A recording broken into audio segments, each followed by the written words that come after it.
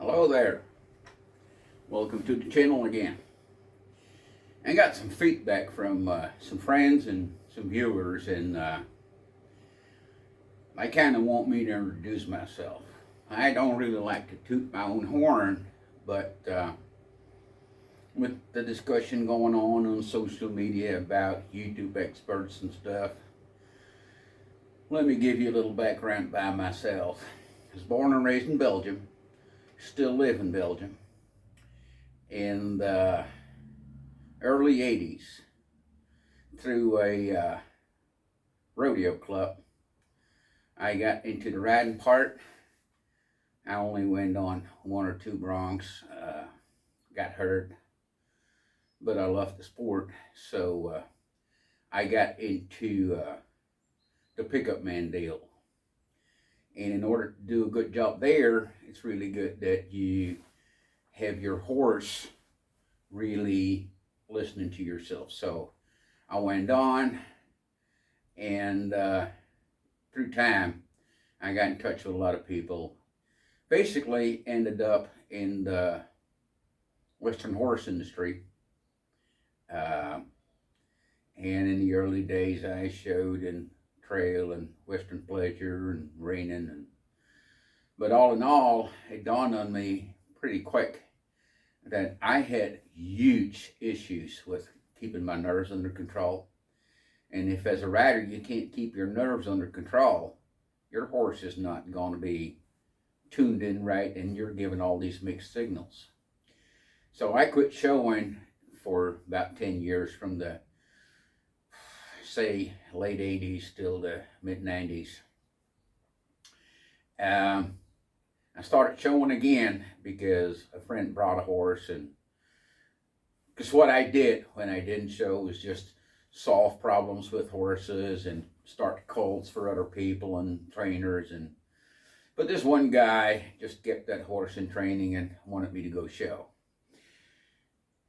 At the same time, one of my best friends ever since kindergarten, he became a licensed hypnosis therapist, and he got me over my showing anxieties and how to stay calm and how to be focused and all that.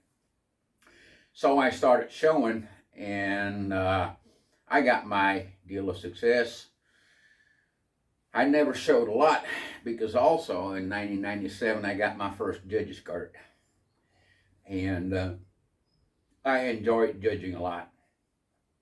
And so through the years, I held or hold judges' courts for the National Reining Horse Association, National Rein Cow Horse Association, National Cutting Horse Association, and American Quarter Horse Association. I used to hold the judging privileges also for FEI, Fédération Équestre Internationale, back when reining was a discipline of them, for the American Paint Horse and the National Snaffle Bit Association. Anyway, I never liked traveling a lot with horses. It was too cumbersome.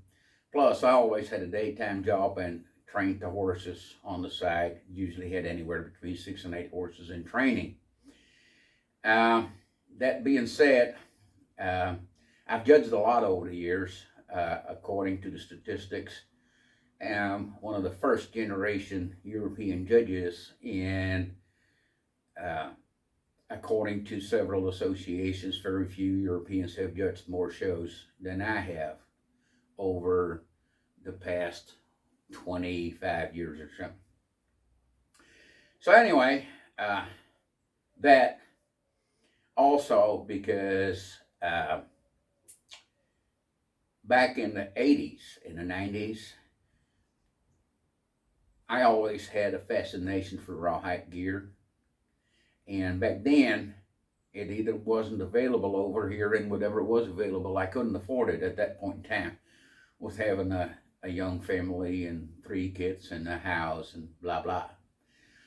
So anyway, I started dabbling around with it myself from books, and met another friend, and we kind of got started. And then, of course, social media came, and then it took off from there. because I saw a lot of work by custom braiders, and I just wanted to see what I can do. And then I got up to the point where through social media, and of course through the Rawhiders gathering, which will have its 10th anniversary this year, I got to meet a lot of the guys and got good personal contact with them, and I can ask questions and what have you. Up until this day, rawhide braiding is actually still a hobby for me. I don't take orders. I don't want to have deadlines on it. I hated deadlines when I was training and showing horses, which I quit doing in 2013 because of back problems in the shoulders, in the lower back, the hip, both my knees and my left ankle. So I couldn't ride all those horses anymore.